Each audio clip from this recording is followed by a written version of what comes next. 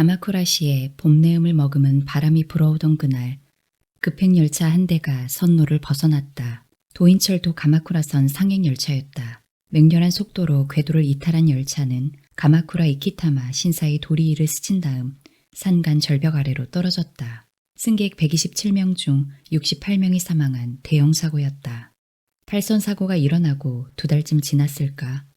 심야에 유령 열차 한 대가 가마쿠라선 선로 위를 달린다는 소문이 나돌기 시작했다. 사고 현장에서 가장 가까운 역은 니시우이 가하마역. 이 역의 승강장에 유키호라는 유령이 나타나는데 유키호에게 부탁하면 과거로 돌아가 사고 난 가마쿠라선 상행열차에 탈 수 있다는 것이다. 단 그 열차에 승차하려면 다음 4가지 규칙을 반드시 지켜야만 한다. 하나, 죽은 피해자가 승차했던 역에서만 열차를 탈 수 있다. 둘, 피해자에게 곧 죽는다는 사실을 알려서는 안 된다. 셋, 열차가 니시유이가하마 역을 통과하기 전에 어딘가 다른 역에서 내려야 한다. 그렇지 않으면 당신도 사고를 당해 죽는다. 넷, 죽은 사람을 만나더라도 현실은 무엇 하나 달라지지 않는다. 아무리 애를 써도 죽은 사람은 다시 살아 돌아오지 않는다. 만일 열차가 탈선하기 전에 피해자를 하차시키려고 한다면 원래 현실로 돌아올 것이다. 죽은 사람을 만나더라도 현실은 무엇 하나 달라지지 않는다. 아무리 애를 써도 죽은 사람은 다시 살아 돌아오지 않는다. 그러나 사람들은 이 4가지 규칙을 듣고도 다들 사고로 떠난 사람을 만나러 갔다. 약혼자를 가슴에 묻은 여자, 아버지를 떠나보낸 아들, 짝사랑하는 여학생을 잃은 한 소년, 그리고 이 사고의 피의자로 지목된 기관사의 아내. 사람은 누구나 사랑하는 사람을 잃고 나서야 깨닫는다. 자신이 다시는 돌아갈 수 없는 아름다운 나날을 보내고 있음을. 만일 불의의 사고로 세상을 떠나게 된 사랑하는 사람을 다시 한번 만날 수 있다면 당신은 그에게 무슨 말을 전하겠는가?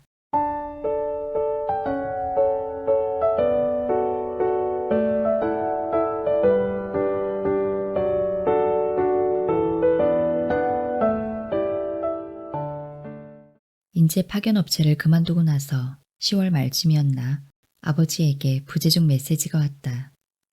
여보세요? 아버지다. 프로야구 일본 시리즈 입상권이 생겼는데 같이 보러 안 갈 테냐? 백네트 뒤쪽 특별석이다. 연락 기다리마. 나는 이번에도 아버지의 전화를 그냥 넘겼다. 그전에도 아버지에게서 전화가 여러 번 왔었지만 걸려오는 족족 무시했다. 나는 회사를 그만둔 사실을 부모님께 알리지 못했다. 도쿄에 있는 대학에 입학했을 때 부모님 앞에서 선언하듯 말했었다. 난 이 다음에 꼭 대기업에 입사해서 떵떵거리고 살 거예요. 종합상사에 들어가서 사장 자리까지 오를 거니까 두고 보세요. 자신만만해하던 내게 어머니는 그렇게 애쓰면서 살 거 없어. 평범한 회사에 들어가기만 해도 충분해 라고 말하며 날 다독였다. 하지만 공사 현장에서 일하는 아버지가 부끄러웠던 나는 그건 아니죠 어머니. 벌이가 시원찮은 일은 무의미해요 라며 세게 받아쳤다. 그때의 나는 근거 없는 자신감에 사로잡혀 우쭐거렸다.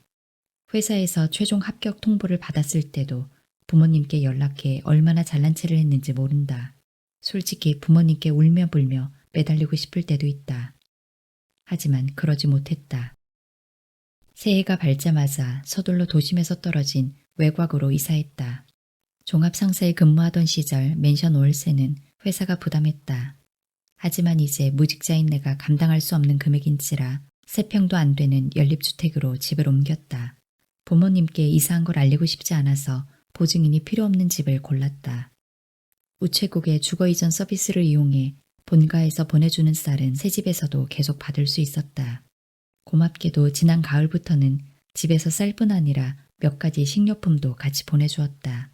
부모님이 보내준 먹거리와 상사에 다닐 때 모아둔 쥐꼬리만한 저금으로 근근히 먹고 살았다. 1월 중순부터 집 근처 편의점에서 아르바이트를 시작했다. 그런데 일주일도 버티지 못했다. 아르바이트쯤은 식은 죽 먹기일 줄 알았는데 사람을 상대하는 것 자체가 너무 두려웠다.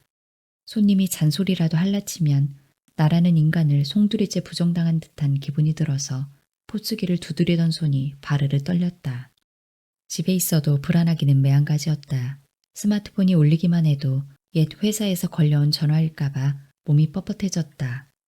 외출할 때도 옛날의 업무 때문에 한 번이라도 들렀던 장소나 도로는 겁이 나서 지나가지 못한다.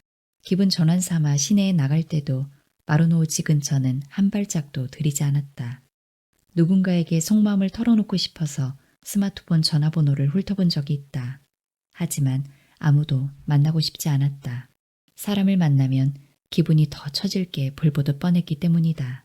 이 사람은 착실히 직장에 다니고 있으니까 만나면 괜히 비교돼서 내가 비참해지겠지. 이 사람은 여자친구가 있으니까 내가 질투하느라 속이 상할 것 같고, 또 이 사람은 악의 없이 말한다고 해도 불행한 사람을 더 불행하게 만드는 부류니까 안 만나는 게 낫겠다. 그리고 이 사람은 내 얘기를 귀담아 듣는 척하면서 자기가 아는 심리학 지식을 늘어놓을 테니 만나고 싶지 않다. 지금의 나와 비교하자 전화번호부 속 모든 사람이 잘나 보였다. 나와 마음이 통할 듯 싶은 사람을 찾지 못해 결국 집에 틀어박혀 지냈다.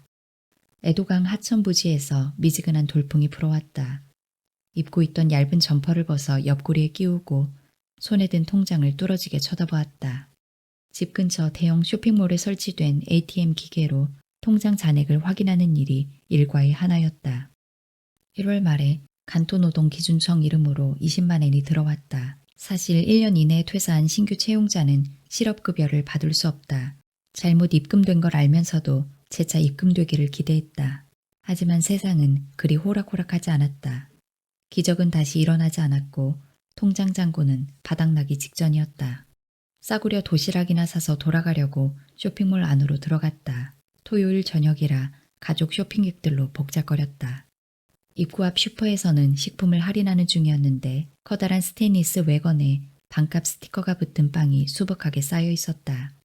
어제 점심때부터 쫄쫄 굶었다. 몰려든 사람들을 밀치며 안으로 들어가 빵을 고르느라 혈안이 되었다. 내 옆에 있던 노인과 거의 동시에 두툼한 돈가스 샌드위치를 집었지만 내가 힘으로 빼앗았다. 그걸 집을 때만큼은 수치심이고 자존심이고 없었다. 이어서 반값에 파는 도시락을 집으려고 몸을 돌렸을 때다. 입구 쪽에서 시오가 걸어오는 모습이 보였다.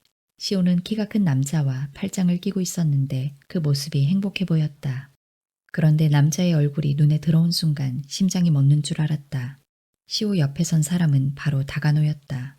입사 초기에 다가노가 혼자 사는 자취방에 놀러간 적이 있었다. 이 쇼핑몰에서 멀지 않은 위치였다. 너무 당황해서 여기가 어디인지조차 헷갈렸다. 얼마 안 남은 이성이 나를 인파 속으로 밀어넣었다. 두 사람은 슈퍼 맞은편에 있는 빵집으로 들어갔다. 한두 번 온 게 아닌지 자연스레 쟁반 하나를 들더니 집게로 거침없이 빵을 집어담았다. 그 가게에서 파는 빵은 하나같이 300엔이 넘는다. 이 쇼핑몰에 올 때마다 고소한 빵 냄새가 코끝을 찔렀다. 언젠가 저 집 빵을 먹어보고 싶다고, 싸고 큰 빵 말고 작아도 맛있는 빵을 먹고 싶다고 매번 생각했었다. 통로를 사이에 둔 슈퍼 옆에서 나는 찌그러진 돈가스 샌드위치를 손에 쥐고 있었다. 연금으로 살아가는 노인에게서 빼앗은 하나에 90엔에 파는 돈가스 샌드위치. 깊이를 가늠할 수 없는 절망감이 가슴을 파고들었다. 고개를 숙인 채 그 자리에 서서 꼼짝도 할 수 없었다. 그때 갑자기 청바지 뒷주머니에 들어있던 스마트폰이 울렸다. 벨소리를 들으면 심장이 벌렁거려서 평소에도 진동으로 해둔다. 주머니 안에서 전해지는 떨림이 좀처럼 잦아들지 않았다. 하는 수 없이 꺼내보니 화면에 어머니 이름이 떠 있었다. 이제 될 대로 되라 싶었다. 문득 뻔뻔함에 가까운 감정이 치솟아 오랜만에 전화를 받았다. 유이치, 유이치. 스마트폰 너머에서 어머니의 울음소리가 새어나왔다. 무슨 일이에요, 어머니? 아버지가 돌아가셨어. 네? 오늘 아침 탈선 사고로 아버지가 돌아가셨다고. 온갖 일이 한꺼번에 일어나 생각이 마구 뒤엉켰다. 당장 미나미 카마쿠라 체육관으로 오렴. 그 말을 듣자마자 정신없이 쇼핑몰 밖으로 뛰쳐나갔다. 큼지막한 파란색 시트가 체육관 출입구를 덮고 있었다. 경찰을 따라 문과 시트 사이로 몸을 집어넣었다. 코트로 연결되는 통로를 빠져나온 순간 분위기가 이질적으로 바뀌었다. 묵직하고 농밀한 공기가 내려앉은 그 공간은 말 그대로 울음바다였다. 유이치! 코트 구석에서 누나가 손짓하며 불렀다. 달려가자 어머니가 바닥에 앉아 흐느껴 울고 있었다. 바닥에 깔아놓은 매트 위에는 아버지가 누워 있었다. 생각보다 얼굴은 말끔했고 양복 자켓이 찢어지긴 했어도 눈에 띄는 외상은 없었다. 좀 전에 거만을 맞췄는데 장인어른이 머리를 세게 부딪히신 것 같대. 매형이 내 등 뒤에서 어깨에 손을 올렸다. 다행히 얼굴이 뭉개지지 않았거니와 지갑에 운전면허증이 들어있어서 신원을 금방 파악할 수 있었다는 말도 덧붙였다. 체육관으로 오던 택시 안에서 스마트폰을 통해 열차의 사고 소식을 접했다. 설마 아버지가 그 열차에 타고 있었다니. 바닥에 무릎을 꿇고 앉아 하늘을 보고 누운 아버지의 손을 잡았다. 왼쪽 손목에 채워진 시계 유리가 사고 당시의 충격을 말해주듯 산산이 조각나 있었다. 누나 결혼식이 마지막이었으니 아버지를 만난 건 2년 만이다. 오랫동안 얼굴을 보지 않았던 탓도 있어 이번 사고가 나와 상관없는 먼 나라 이야기인 것만 같았다. 일도 사생활도 공주에 몰려 마음이 메말라 있었다. 잔혹하게도 온기를 잃은 아버지의 손을 한참 부여잡고 있었지만 눈물은 한 방울도 나오지 않았다. 내가 늘 앉던 승강장 벤치에 얼굴을 불쾌하게 물들인 직장인이 몸을 기대고 있었다. 내가 있을 자리를 빼앗긴 것 같아 짜증이 확 치밀었다. 아버지의 49제를 올리고 도쿄로 돌아왔다. 사고 뒤치다거리는 누나가 맡았다. 나는 이때까지도 회사를 관둔 사실을 가족에게 숨겼다. 아버지의 장례식이 끝나자마자 회사 일이 바쁘다는 핑계를 대고 서둘러 도쿄로 올라왔다. 됐다. 입사 지원서 완성! 벤치에 걸터 앉아 슈아이 한 캔을 홀짝이는 내 옆에서 면접용 정장을 입은 학생들이 입사 지원서를 작성하고 있었다. 취업 준비는 더는 못 해먹겠어 라며 투덜댔지만 다들 눈에서 빛이 났다. 그들은 눈부셨다. 나도 2년 전에는 이 학생들과 똑같은 눈빛을 하고 있었는데 입사 지원서를 쓰고 또 쓰느라 넌더리를 치면서도 1억엔을 벌고 말겠어 라며 기합을 불어넣었다.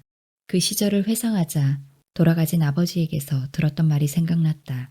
취업 준비에 매달렸던 당시 아버지에게서 자주 전화가 걸려왔다. 면접용 정장부터 면접 내너 등등 자기가 알아낸 정보를 수화기 너머로 시시콜콜 알려주었다. 요즘 시대에 그런 정보는 마우스만 클릭하면 단번에 나온다. 강의 시간에도 모의 면접 연습을 거듭 진행했다. 나는 매번 아버지에게 나도 다 안다고요 라며 성질을 부렸다. 그래도 아버지는 물러서지 않았다. 야미노 상사 면접을 앞두고 전화를 안 받았을 때도 부재중 메시지에 회사 정보를 잔뜩 녹음해 두었다. 아버지다. 야미노 상사에 대해 여기저기 알아봤는데 너에게도 지금 알려주마. 직원 수는 3,500명, 그룹과 자회사까지 포함하면 5,000명이 넘는단다. 자본금은 1,300억 엔이고 그때는 민폐도 그런 민폐가 없다고 생각했다. 하지만 아버지 나름대로 아들을 걱정해서 한 행동이었다. 다 지난 일인데 이제 와서 아버지께 죄송한 마음이 들었다. 언덕 저편에서 숨막히게 짙은 유황 냄새가 바람을 타고 날아왔다. 질비한 목조 여관을 곁눈질하며 유카타를 차려입은 관광객과 스치듯 언덕을 올라갔다. 5월의 어느 날 나는 남아도는 시간을 주체할 수 없어 유가와라에 왔다. 사방이 산으로 둘러싸인 온천마을은 어릴 때 보던 모습 그대로였다. 어린 시절을 추억하듯 그때 놀던 장소를 돌아다녔다. 본가로 가려고 곁길로 들어섰다가 집으로 돌아가는 초등학생들과 마주쳤다. 아이들은 책가방을 땅에 내려놓고 길가에 설치된 족욕탕에 두 발을 담갔다. 너네 유령열차 이야기 들었어? 몸집이 통통한 아이가 눈을 초롱초롱 빛내며 친구들에게 물었다. 몰라? 무슨 소리야? 얼마 전에 가마쿠라에서 탈선 사고가 일어났잖아. 밤중에 니시우이가마역에 가면 그때 사고 난 열차가 달리고 있대. 거짓말! 아이들은 천진난만해서 좋다.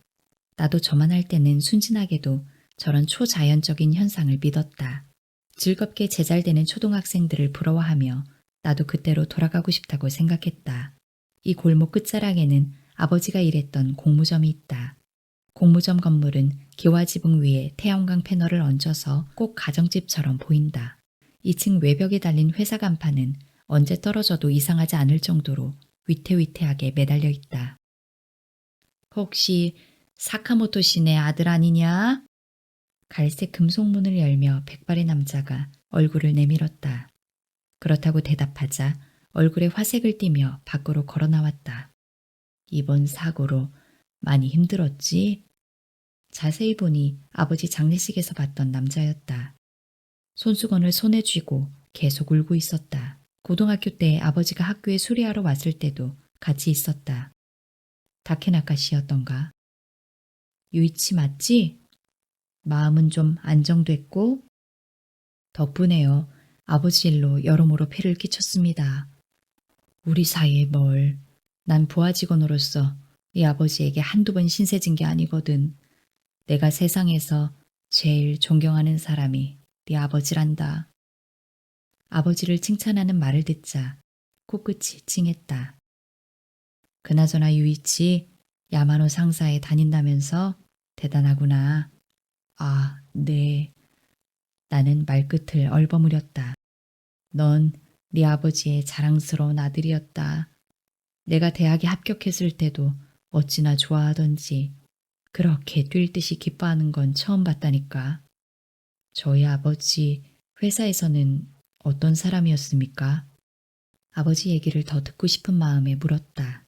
그러자 다케나카 씨는 그 양반 매력을 이야기하자면 한두 끝도 없는데 하고 입을 떼더니 막힘없이 이야기를 늘어놓았다. 일단 사카모토 씨는 포기를 모르는 사람이었단다. 작년 이맘때였지. 유가와라에 큰 태풍이 불어닥치는 바람에 매일 밤늦게까지 무너진 지붕을 수리하러 다녔어. 그 중에는 막심한 피해를 입은 지역도 있었는데 사카모토 씨가 중심이 돼서 싹 복구했지. 열심히 한다고 월급을 더 주는 것도 아닌데 네 아버지는 뭐든 시작하면 끝장을 보는 사람이었다. 그분인 줄 아니? 정도 많았지. 솜씨가 좋으니까 도시로 나갔으면 돈도 많이 벌었을 거야. 나라면 당장 짐 싸서 갔을 텐데 사카모토 씨는 달랐어. 이 동네 사람들을 저버릴 수 없다더라고. 우리 회사는 직원이 달랑 8명 뿐이라서 사카모토 씨가 없으면 앞으로 어떻게 버틸지 걱정이다. 다케나카 씨는 그렇게 말하면서 하늘을 올려다보았다. 전부 처음 듣는 말이었다. 아버지 얘기를 더 들었으면 좋겠다고 생각하던 찰나 골목에서 체구가 작은 노파가 보조 보행기를 밀면서 다가왔다. 아버지 장례식장에서 관을 향해 거듭 머리를 조아렸던 여자였다. 사카모토 씨 아들이구나. 나를 보자마자 노파가 손을 덥석 잡았다. 아주 아버지를 쏙 빼닮았구나. 주름이 자글자글한 얼굴에 미소가 번졌다. 내가 네 아버지한테 얼마나 도움을 많이 받았는지 모른단다. 노파는 쥐고 있던 손을 겨우 놓고 멀리 시선을 옮겼다. 사카모토 씨는 참 자상한 사람이었단다. 화장실 수리하러 왔다가 덤으로 마당 청소까지 해주고 틈만 나면 노인네 혼자 사는 집에 찾아와서 말동무도 해주고 그런 사람은 내 영웅이었단다. 울먹이는 노파를 보니 가슴 밑바닥에서 뜨거운 곳이 차올랐다. 아버지 장례식에는 발 디딜 틈이 없을 정도로 조문객이 밀려들었다. 사람들은 잠든 아버지 앞에서 줄지어 서서 고마웠습니다 라며 인사를 올렸다. 나는 현장에서 일하는 아버지를 속으로 내내 비웃었다. 하지만 내가 틀렸다. 시선 끄트머리에서 옷자란 풀이 바람에 몸을 떨었다. 어릴 때 이 공터에서 아버지와 자전거 타는 연습을 했었다. 아무리 연습해도 제대로 페달을 밟지 못하는 나를 위해 아버지가 줄곧 따라왔었다. 비가 내리던 날도 출근했다가 녹초가 돼서 돌아온 날에도 나는 아버지에게 사죄하고 싶었다. 아니, 무슨 일이 있어도 꼭 사죄해야 한다. 정적이 휩싸인 주택가를 빠져나와 니시 유이가하마 역에 도착했다. 어제 유가와라에서 초등학생에게 들었던 말을 되새기며 열려있던 개찰구로 들어섰다. 초등학생 사이에 오가던 대화는 인터넷에서도 화제였다. 소문을 곧이곧대로 믿는 건 아니지만 어떻게 해서라도 아버지를 한 번 더 만나고 싶었다. 믿음보다 간절함이 더 컸다. 까만 어둠 속 승강장에는 사람 그림자도 얼씬하지 않았다. 벤치에 앉아 잠시 기다렸지만 아무 일도 일어나지 않았다. 뭐라도 마시려고 자판기로 걸음을 뗀 순간이었다. 한 정거장 전인 지가사키 카이간 역 쪽에서 어렴풋이 비치는 열차가 선로 위를 달려왔다. 브레이크 소리를 내며 열차는 승강장에 멈춰섰다. 나는 마른 침을 삼켰다. 열차 안에 승객이 제법 타고 있었기 때문이다.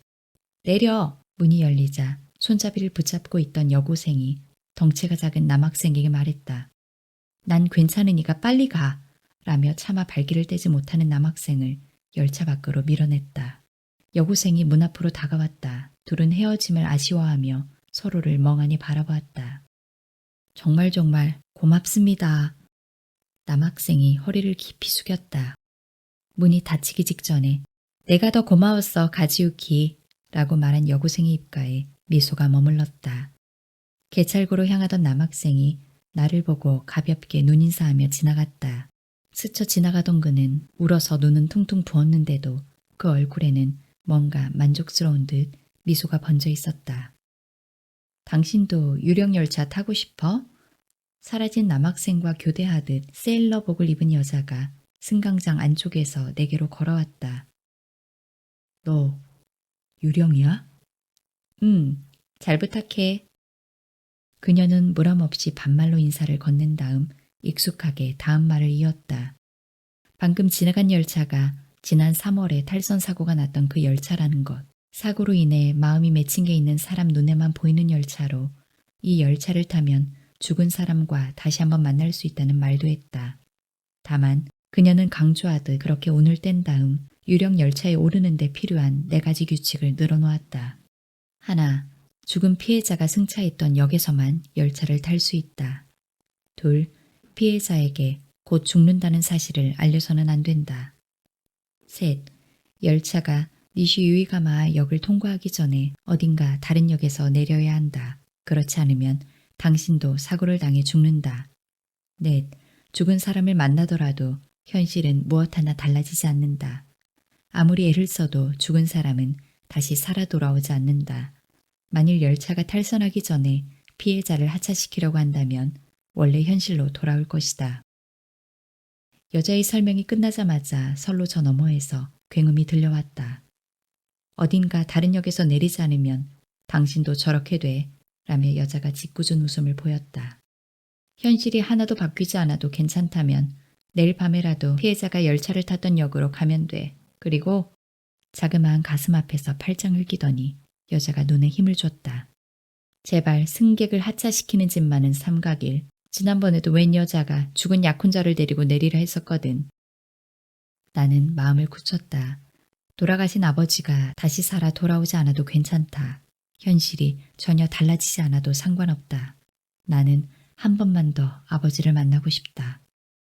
숨죽인 니시유가라와 역은 짙은 어둠에 갇혀 있었다. 후드티 주머니에서 스마트폰을 꺼내 시간을 들여다봤다. 그때 돌연 승강장 일대에 빛이 쏟아지기 시작했다. 한밤중을 표시하던 스마트폰 화면이 느닷없이 오전 10시 23분으로 바뀌었다. 그러나 갑자기 찾아온 아침 풍경에 넋을 놓고 있을 겨를이 없었다. 맨 안쪽 벤치에 아버지가 앉아 있었기 때문이다. 아버지는 오래전부터 써왔던 낡아빠진 수첩을 펼친 채 뭐라고 끼적이고 있었다. 거리를 좁히려는 찰나 선로 저편에서 반투명한 열차가 다가왔다. 검은 차체는 속도를 떨어뜨리며 조용히 멈췄다. 아버지가 첫 번째 칸에 타는 것을 보고 나도 뒤따라 같은 문으로 올라탔다. 시발역이어서 열차 안이 텅텅 비었다. 열차가 시동을 걸고 출발하려는 순간 아버지는 4인용 좌석에 자리를 잡았다. 앞으로 니시유이 가하마 역까지 1시간도 남지 않았다. 초조한 마음을 진정시키고 통로 쪽에 앉은 아버지 옆에 가서 섰다. 아버지, 긴장해서 목소리가 떨리는 나를 아버지가 흘낏 곁눈질했다. 그러더니 들고 있던 수첩을 낡은 보스턴백에 넣으며 유이치 하고 웃었다. 아버지, 웬일로 양복을 입었어요? 선체로 묻자 아버지는 볼 일이 있어서 라고 대답했다. 나는 너야말로 무슨 일이냐고 물을까봐 나도 볼 일이 있어서요 라고 얼른 덧붙였다. 아버지는 후후 웃으며 표정을 풀고 거기 앉으라는 말 대신 맞은편 자리를 손으로 탁탁 쳤다. 안 그래도 말랐던 아버지의 몸은 전보다 더 홀쭉해져 보였다. 그래도 기술자답게 팔은 여전히 굵고 억셌다. 팔 근육이 양복 위로도 여실히 드러났다. 오랜만이구나. 면목 없어서 아버지와 눈을 맞추는데 용기가 필요했다. 아버지를 만난 건 2년 전 누나 결혼식이 마지막이었다. 그때는 구직 활동을 시작하기 직전이라 마음에 여유가 없어서 아버지와 말을 거의 섞지 않았다. 그러니 따지고 보면 그 전에 1월을 끝으로 아버지와 나 사이에 제대로 된 대화를 주고받은 적이 없었다. 서먹해서 무슨 말부터 꺼내야 할지 몰랐다. 아버지도 똑같이 말이 없었다. 그저 감개무량한 얼굴로 나를 지그시 쳐다보기만 할 뿐이었다. 매달 쌀 보내줘서 고마워요. 머리를 숙여 아버지에게 인사하자 원 별말을 이라는 짧은 대답이 돌아왔다. 그 쌀이 정말 큰 도움이 됐어요. 그러냐? 밥은 잘 챙겨 먹고 다니냐? 그럼요. 그래. 그럼 다행이다. 대화가 영 어색했다. 아버지는 원래 말수가 적은 남자였다. 서로 눈치 보는 사이 침묵이 드리웠다. 야구는 지금도 한신 팬이냐? 에노우라 역을 지날 즈음 아버지가 불쑥 내게 질문을 던졌다. 당연하죠. 한신 말고 어느 구단을 좋아하겠어요? 심드렁하게 대꾸하자 아버지가 기쁘다는 듯이 눈을 가늘게 떴다. 우리는 둘 다 한신 타이거스의 열혈 팬이다. 네가 초등학교 1학년쯤 됐을 때였나? 경기장에 같이 시합을 보러 갔었지. 아버지는 팔짱을 끼더니 옛날 생각에 잠긴 듯이 말했다. 갔었죠. 도쿄돔을 자이언츠 팬이 가득 메워서 우리는 엄청 기가 죽었었잖아요. 그랬지. 아버지, 그날 경기에서 파울볼 날아왔던 거 기억나요? 손에 들고 있던 맥주캔에 정통으로 딱 맞는 바람에 맥주가 비처럼 쏟아져서 난리였잖아요. 맞다. 그랬지, 그랬어. 그때 정말 웃겼는데 요즘도 가끔 생각나요. 딱딱했던 분위기가 조금 부드러워졌다. 멀어졌던 아버지와의 거리가 좁혀진 듯해서 마음이 놓였다. 오다와라조마의 역을 통과하고 나서도 우리는 잡담을 하며 오붓하게 이야기꽃을 피웠다. 열차 안에는 어느덧 승객이 꽤 늘어났다. 대화를 나누는 내내 나는 묘한 위화감이 들었다. 아버지는 회사 일에 대해 한마디도 묻지 않았다. 보통은 일은 할 만하냐 하며 물을 법도 한데 내가 사회생활을 하고 나서 처음 만나는 데다 부모로서 자식이 일은 잘하고 있는지 신경 쓰이는 게 당연할 터였다. 대화가 끊기고 다시 긴 침묵이 자리를 메웠다. 화제를 바꾸기 좋은 이 순간에도 내일은 비가 올 것 같네 라며 날씨 얘기로 말머리를 돌릴 뿐 아버지는 끝끝내 내게 일에 대해서는 묻지 않았다. 아버지의 그런 부자연스러운 태도에 나는 문득 의문이 생겼다. 아버지가 내가 회사를 그만둔 걸 눈치챈 게 아닐까? 그나저나 젊은 사람들은 참 좋겠어. 실패해도 다시 일어설 수 있으니. 대뜸 아버지의 입에서 대화와 상관없는 말이 흘러나왔다. 뜬금없는 그 말을 듣고 나니 확신이 섰다. 아버지는 내가 회사를 관둔 사실을 알고 있다. 내게 마음을 써주느라 일 얘기를 입에 올리지 않았던 것뿐이다. 대학에 들어갔을 때 나는 부모님 앞에서 호기롭게 말했었다. 난 이 다음에 꼭 성공할 거예요. 대기업에 들어가서 사장 자리까지 오를 거니까 두고 보세요. 라고. 그랬던 내가 이 꼴이 된 걸 알았다면 보통은 그럴 줄 알았다. 뜻대로 안 되는 게 인생이다. 라며 한바탕 설교를 퍼부을 만도 하다. 하지만 내 눈앞에 앉은 아버지는 잔소리 한마디 하지 않았다. 내가 회사에 들어가고 나서도 아버지는 수시로 부재중 메시지를 남겼다. 마당 손질을 도와달라. 컴퓨터를 새로 샀으니까 사용법을 알려달라. 프로야구 일본 시리즈 입장권이 생겼으니 같이 보러 가자 등 늘 말이 많았다. 지금 생각해보면 그건 전부 나와 만나서 대화하려고 만들어낸 핑계였다. 아버지, 나도 모르게 입술이 벌어졌다. 나 여태 아버지한테 효도를 못했어요. 이 말을 내뱉고 나니 아버지 얼굴을 똑바로 볼 수가 없었다. 미안해서 가슴이 찢어질 것 같은데 아버지는 나를 뚫어져라 바라보며 말했다. 효도 못해서 미안해하는 마음으로도 충분하다. 힘주어 말하는 아버지의 양쪽 입꼬리가 미세하게 움찔거렸다. 고개를 떨군 내 시선 끝자락이 아버지의 거친 손에 닿았다. 주름진 굵은 손마디에는 굳은 살이 박였고 손톱 밑에는 때가 끼어 있었다. 아버지의 양손은 한 기술자가 최선을 다해 일해왔음을 보여주는 증거였다. 그 손으로 내게 책가방을 사주었다. 그 손으로 나를 대학에 보내주었다. 거무대대한 그 손으로 나를 지금껏 키워주었다. 아버지, 나 말이에요. 눈에 맺힌 눈물을 손으로 쓱 닦고는 아버지 얼굴을 정면에서 빤히 쳐다보았다. 나 옛날부터 마음속으로 아버지 직업을 부끄럽게 여겼어요. 맨날 더러운 작업복만 입고 있으니까 하찮아 보였어요.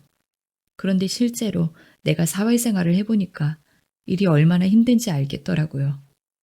아버지, 정말 죄송해요. 내가 잘못했어요. 목구멍에 걸린 눈물을 삼키며 나는 계속 아버지에게 사과했다. 내 생각이 틀렸어요. 죄송해요. 정말 잘못했어요. 죄송해요, 아버지. 나는 울먹이면서 연신 고개를 숙였다. 눈에서 눈물방울이 떨어져 뺨을 타고 흘러내렸다. 그런 나를 아버지는 지그시 바라보았다. 아버지는 내게 화를 내지도 그렇다고 위로의 말을 건네지도 않았다. 가슴 앞에서 단단하게 팔짱을 끼고 희미하게 물기가 밴 눈으로 물끄러미 쳐다보기만 할 뿐이었다. 그런데 내가 난 아무짝에도 쓸모없는 놈이에요 라고 내뱉자마자 바보 같은 소리 집어치워 라는 날선 목소리가 날아왔다.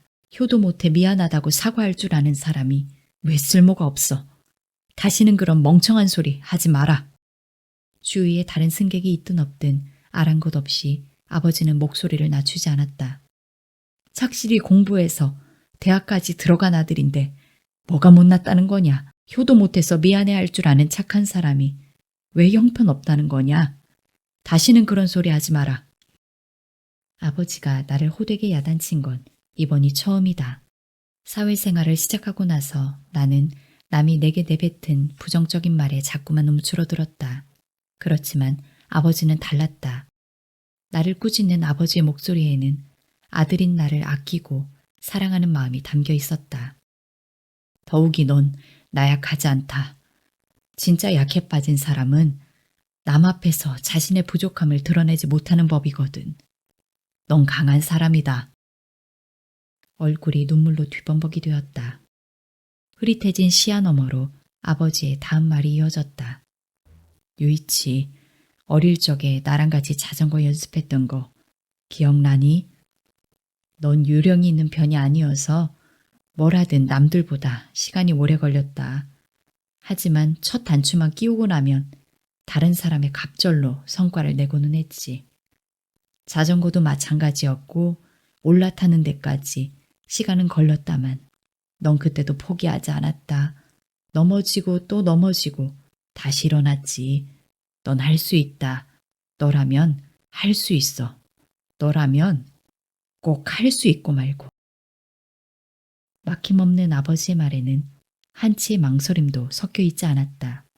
압도적이고 강렬한 기운을 내게 불어넣어준 덕에 온몸에 힘이 솟아났다. 열차는 어느덧 고이소역을 통과하고 있었다. 아버지, 나한테는 어떤 일이 맞을까요? 호흡을 가다듬고 물었다. 아버지는 그야 실제로 일을 해보지 않으면 알 수 없지만이라고 미리 전제를 깔고 나서 이렇게 말했다. 한 가지만 말하자면 남에게 고맙다는 말을 듣고 네가 기쁨을 느끼는 일을 하면 좋겠구나. 고맙다는 말이요? 그래, 그게 일하는 보람이거든. 그러려면 사람을 많이 만나야 해. 사람을 꺼리면 안 된다. 삶에서 해답을 가르쳐주는 건 언제나 사람이거든. 컴퓨터나 로봇이 아니라 모든 걸 가르쳐주는 건 사람이다. 그러니 용기를 내서 사람을 만나봐라. 사람들과 대화도 많이 하고. 지금까지 아버지와 얼굴을 마주하고 이런 이야기를 나눈 적이 없었다. 아버지와 좀 더 대화하고 싶다. 더 많은 가르침을 얻고 싶다. 하지만 남은 시간이 얼마 없었다. 열차에 오른 지 벌써 40여 분이 지났다. 이번 역은 지가사키 카이간 역입니다. 지가사키 해안이 가까워지자 열차가 속력을 점점 늦추기 시작했다. 곧 아버지와 헤어진다 생각하니 입술이 파르르 떨렸다. 이제 그만하고 가봐라. 아버지가 달래는 말투로 지시했다. 내가 자리에서 일어날 기미를 보이지 않자 아버지는 내 팔을 잡고 이제 그만 가라니까 라며 억지로 일으켜 세웠다. 나는 문 앞에 서서 차마 아버지 쪽으로 뒤돌아보지 못했다. 아버지 얼굴을 한 번 더 봤다가는 도저히 내릴 수 없을 것 같아서였다. 열차 속도가 급격히 떨어졌다. 요란스레 덜컥거리던 소리가 잠잠했더니 문이 힘차게 열렸다.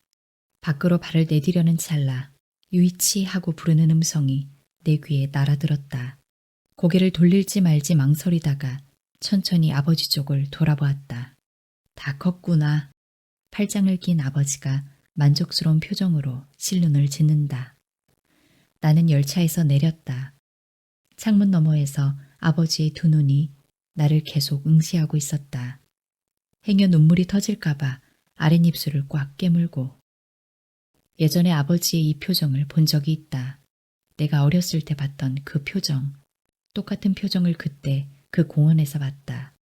서서히 문이 닫혔다. 지가사키 해안에서 차가운 바닷바람이 불어왔다. 눈물에 흐려진 열차가 점점 멀어져 갔다. 불단 문을 열면 아버지 영정사진이 마련되어 있다. 서서 옷깃을 바로 세우고 사진 속에서 웃고 있는 아버지에게 인사했다. 유령 열차에 올랐던 그날 나는 요가와라의 본가에 왔다. 거실에서 분향하고 위층 아버지 방으로 올라갔다. 아버지 방에 마지막으로 발을 들인 건 초등학생 때였다. 다다미 위에서 아버지와 종종 스모를 하곤 했었다. 좀처럼 아버지를 꺾지 못하다가 중학교에 들어가기 직전에 다리를 걸어서 아버지를 쓰러뜨린 적이 있다. 이제는 안다. 그때 아버지가 일부러 져줬다는 사실을. 나무로 된 책상 한쪽에 놓인 갈색 병이 눈에 들어왔다. 보관함에서 뺏어들자 손의 묵직함이 그대로 전해졌다. 금색 라벨이 붙어있는 데다 다이긴조라고 적힌 걸 봐서 고급술이 분명하다. 그건 네가 취직했다는 소식을 듣고 아버지가 사오신 술이야. 어머니가 방으로 들어왔다. 마음대로 들어와서 미안하다는 내 말에는 대꾸도 없이 어머니는 술병을 가만히 쓰다듬었다. 아버지가 입이 닳도록 말했어. 언젠가 너랑 둘이서 이 술을 마시고 싶다고. 취업에 성공했을 때도 나는 본가에 가지 않았다. 시우에게 홀딱 빠져서 부모님께 감사하다고 인사할 시간이 없었다. 어머니, 실은 나 회사 그만뒀어요. 중얼거리며 털어놓자 어머니에게서 누가 그걸 모를까봐 라는 대답이 돌아왔다. 어떻게 알았어요? 그걸 어떻게 모르니. 신입사원이 갑자기 무단결근을 했는데 회사가 본가에 연락을 안 했을까봐? 할 말을 잃은 내내 어머니는 목소리를 낮추며 이렇게 덧붙였다. 아버지가 입단속을 단단히 시켰어. 유이치는 최선을 다하고 있을 테니까 절대로 먼저 말하면 안 된다지 뭐니. 넌 넘어져도 제 힘으로 일어나는 애라고. 네가 먼저 말할 때까지 기다리자고 했었어. 어머니 얼굴을 똑바로 볼 수 없었다. 후회가 물밀듯 몰려왔다. 사고 났던 날 아버지가 왜 열차에 타고 있었는지 아니? 입을 다물고 있는 내게 어머니가 의미심장한 얼굴로 물었다. 너에게 새 일자리를 찾아주려고 그 열차에 탔었어. 네? 아는 사람들한테 우리 아들 고용 좀 해달라며 머리를 숙이고 돌아다녔어. 안 그래도 맨날 일하느라 녹초가 돼 있었는데 그런데도 쉬는 날만 되면 잘 입지도 않던 양복을 꺼내 입고 굽신굽신 사정하러 다녔어. 입술이 바르르 떨렸다. 온갖 감정이 교차하더니 마침내 기억 저편에 묻혔던 점과 점이 하나로 연결되었다. 올해 1월 말에 간토노동 기준청 이름으로 20만 엔이 입금된 적이 있었다. 인터넷에서 찾아봐도 그런 이름을 가진 기관은 존재하지 않았다. 당신은 착오로 입금된 것이라고 생각했지만 이제야 분명히 알 것 같았다. 그 돈은 아버지가 나에게 보내준 것이었다. 내 자취방에 쌀 말고 식료품 배달도 됐었는데 그것도 아버지가 보냈어요? 거친 숨을 내쉬며 묻자 어머니가 고개를 끄덕였다. 나 자신이 너무 한심해서 용서할 수 없었다. 아버지의 방에 있을 자격이 없는 인간 같아서 방을 뛰쳐나갔다. 집 밖으로 나가자 눈앞에 익숙한 공원이 펼쳐졌다. 초등학생 때 이 작은 공원에서 여름 축제가 열렸다. 부모님 손을 잡고 들떠있는 아이들을 힐끔거리며 나는 혼자서 축제를 구경했다. 쓸쓸히 그네에 걸터 앉아 있는데 길 건너에서 누가 나를 부르는 소리가 들렸다. 아버지였다. 나를 위해 하던 일을 중단하고 허겁지겁 달려온 것이었다. 나는 좋아서 어쩔 줄 몰라 하며 아버지 품으로 뛰어들었다. 아버지가 입고 있던 작업복에서 기름 냄새가 났다. 그 냄새야말로 아버지가 곁에 있다고 알려주는 것 같아서 안도감이 들었다. 나는 그 냄새를 좋아했다. 실은 작업복 입은 아버지를 굉장히 좋아했다. 늦게 와서 미안하다 유이치. 혼자 있어서 심심했지? 쭈그리고 앉아 나와 눈높이를 맞추던 아버지의 눈동자가 젖어 있었다. 입술을 악물기도 하며 아버지는 내게 미안하다, 미안해 하고 거듭 사과했다. 유령 열차에서 내릴 때 아버지가 마지막으로 지었던 그 표정. 그 표정은 바로 그날 공원에서 본 아버지의 표정과 똑 닮았다. 이렇게 민폐를 끼치는 아들인데도 불구하고 아버지는 내가 아니라 자신을 탓하는 사람이었다. 아들이 회사를 그만둔 건 자기가 제대로 얘기를 들어주지 않았기 때문이라고. 아버지는 마지막 순간까지 아들의 허물을 감싸는 사람이었다. 나는 목 놓아 울었다. 아스팔트 위에 털썩 주저앉아 울고 또 울었다. 주택가 한쪽에서 아버지와 아이가 자전거 연습을 하고 있다. 토요일이어서 아이와 놀아주는 아버지들 모습이 여기저기서 눈에 들어왔다. 유이치, 트럭에서 벽돌 좀 갖고 와라. 알겠습니다, 다카나카 씨. 꿈을 대지 말고 금방 가져올게요. 공원 부지 안에 자취의 모임방을 만드는 중이다. 목에 두른 수건으로 얼굴에 흐르는 땀을 닦고 작업복 소매를 둘둘 걷어 올렸다. 벽돌은 무겁지만 최근 한 달 동안 몸쓰는 일을 한 덕분에 팔뚝에 근육이 제법 붙었다. 유령 열차에 올랐던 그 다음 주에 나는 도쿄에 자취방을 뺐다. 유가와라의 본가로 돌아온 나는 다케나카 씨에게 사정해서 아버지가 일하던 공무점에 일자리를 얻었다. 고생이 많구나. 자, 시원한 차 좀 마시렴. 벽돌을 땅에 내리던 참에 체구가 자그마한 할머니가 쟁반을 들고 내 앞에 나타났다. 이 동네에 사는 할머니다. 요이치, 매번 고맙구나. 아니에요. 별 말씀을요. 아버지의 공무점 앞에서 우연히 마주치고 나서 나는 할머니 집을 자주 들락거렸다. 돌아가신 아버지가 할머니를 위해 하던 일을 내가 전부 이어받았다. 요즘은 같이 차를 마시며 말벗 노릇도 하고 있다. 차 잘 마실게요.